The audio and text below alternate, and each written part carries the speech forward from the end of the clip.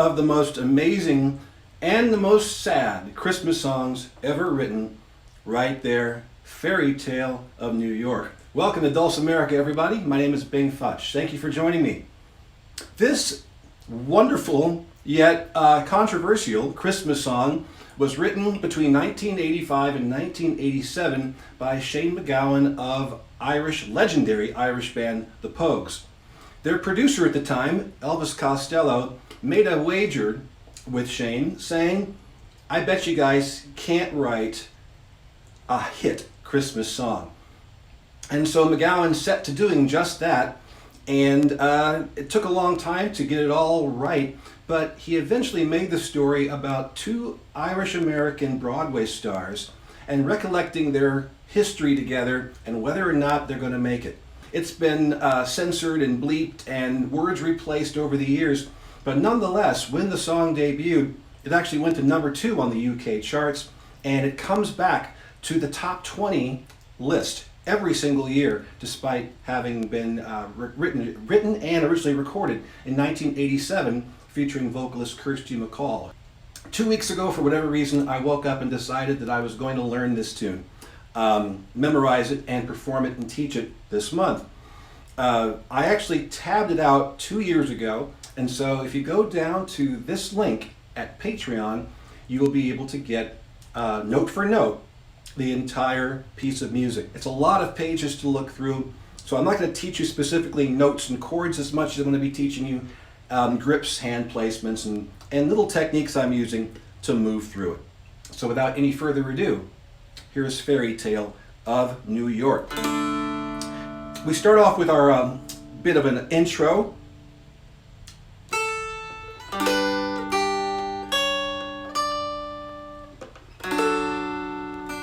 Going open from here, and this is kind of tricky, but we want to switch over into this G,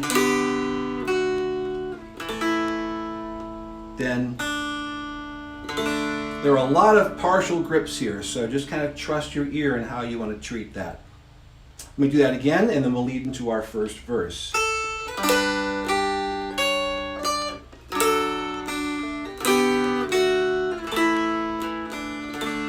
Okay, get into a partial A chord here, and then we're going to start picking out the melody from the bass and middle string, going over to the melody.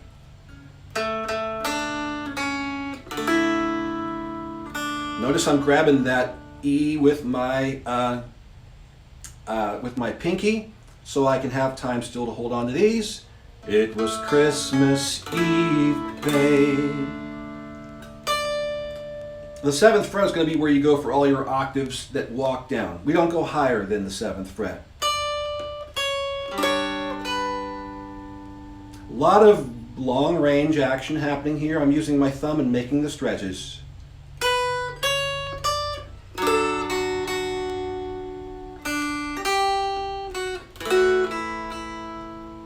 Now I want to show you this to you right now because it's a little tricky. You got to play a little finger switcheroo to get the chords that you're looking for here. So when we come out of the D, my ring finger's handling the F sharp on the melody string. Open. So thumb's got 3, ring finger's got 2, and then when we hit that again, it's going to slide down to this A, 101A thing. So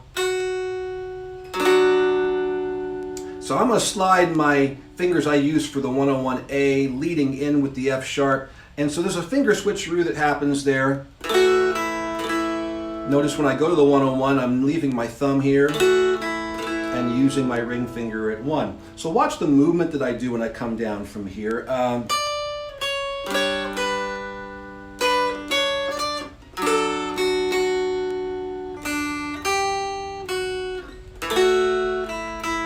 So even though I'm still playing the F sharp, I switched out the fingers I was using so I can get into a better placement. And you have to use that break, that pause in the song.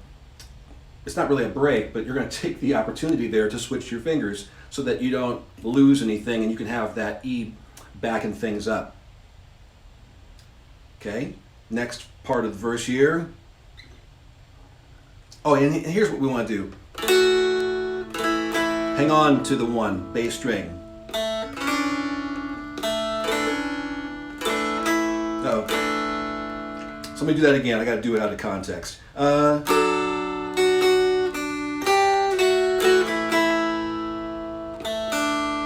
we go. Thumb gets the middle, C sharp there, and then again, get that 1. Make sure you don't lose that 1 on the bass string until you're ready to go.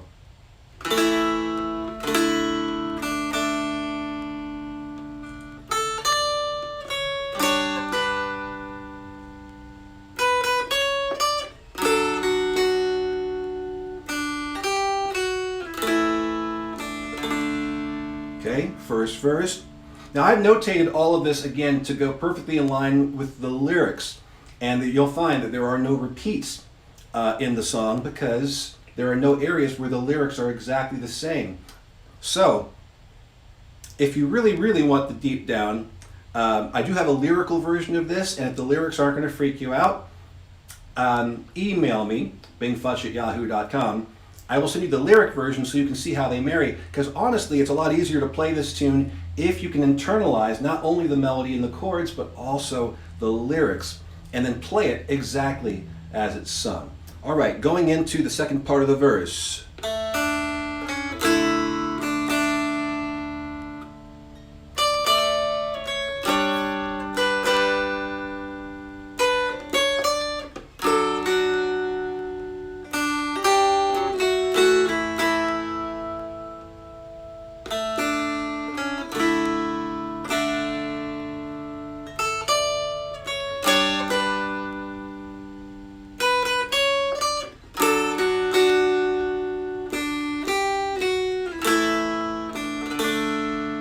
Okay, there are our intro verses. We then take them into another bit of another taste of the intro.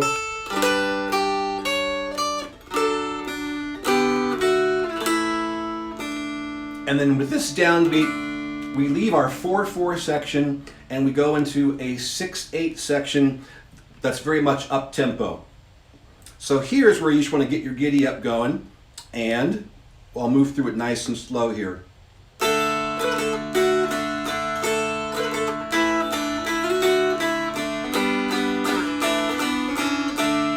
And here comes our next verse, and this is where Kirsty comes in.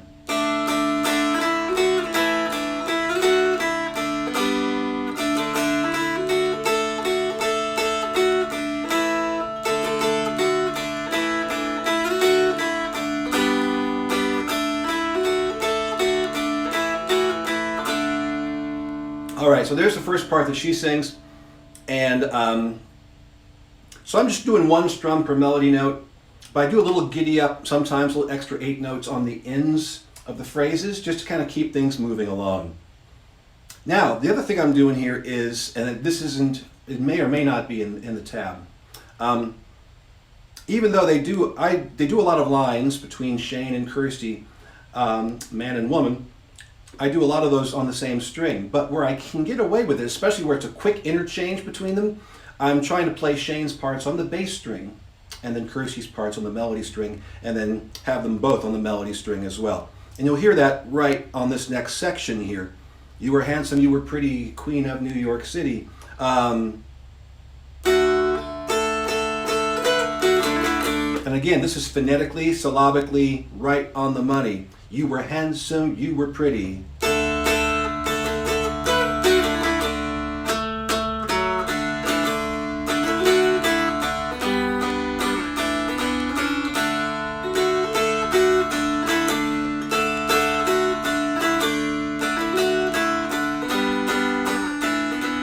Chorus.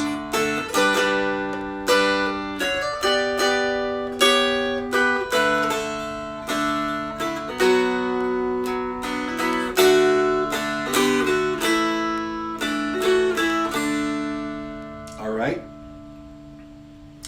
So the next part we go into is a musical interlude. This is where the Irish whistle comes into play. Again, this is note for note, and this tune, as tabbed out, is in the same key as it is recorded, so it's a good idea to get yourself the amazing slowdown or transcribe and play this song at a very slow pace, because they are really kicking it with the tempo. And if you try and play any of this quick stuff right off the bat quickly, you might miss some simple details, and you might not have enough time to be thoughtful with your approach as far as fingerings and stuff like that. So let me slow it down here for you. This is the Irish whistle solo after the first chorus. So we're going to go, let me take it from the chorus again. Again, there's that whole context thing.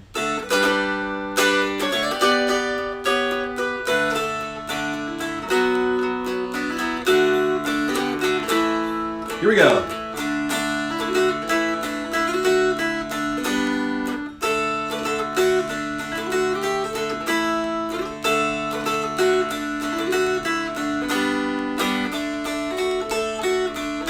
Here we go.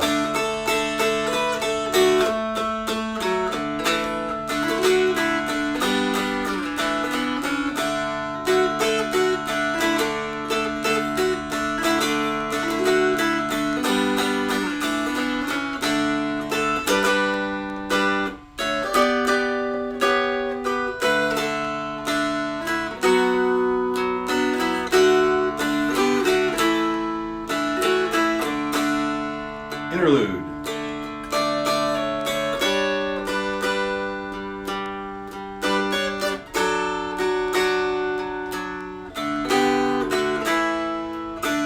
Here we go. This piece has so many different sections, I'm not exactly sure what to call them. So this is, I guess, part of the lyrical interlude.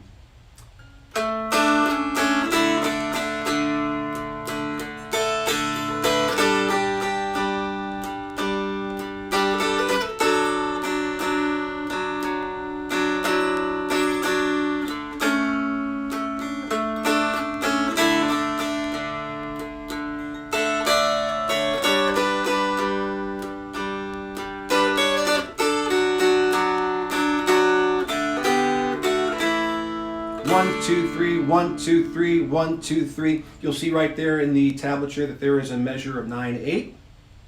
There's also some ties there, so count your way through, but I time that down to that really kind of a weird little space between the end of the last verse and going into the last chorus. So I try and make that as authentic as possible, and then while hanging on to it, I try and get some quick 30-second note kind of strums in there, because there's a big flam and snare roll that rolls into the first part, and that's all going on during that 9/8 section. And then into our chorus another time. And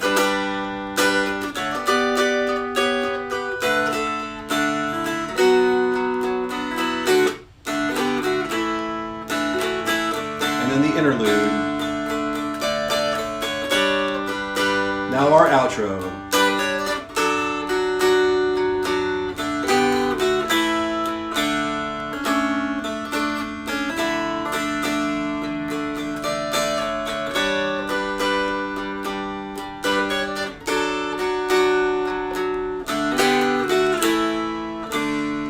And I play it 4 times through, and even though the song fades out, I play it 4 times through, and sometimes is a tag. The last time through I'll go, and I'm saying this like I've been playing it for years. I've been playing it for 2 weeks. I'll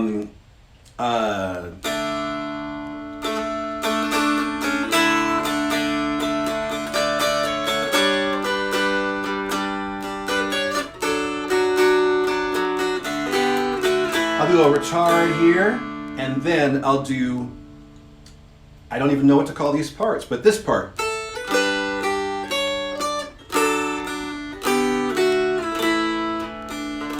Our intro, basically, that actually shows up as an interstitial, but that is the first thing that we hear in the piece. So it's a nice bookend to put at the end, since the song as recorded actually fades out.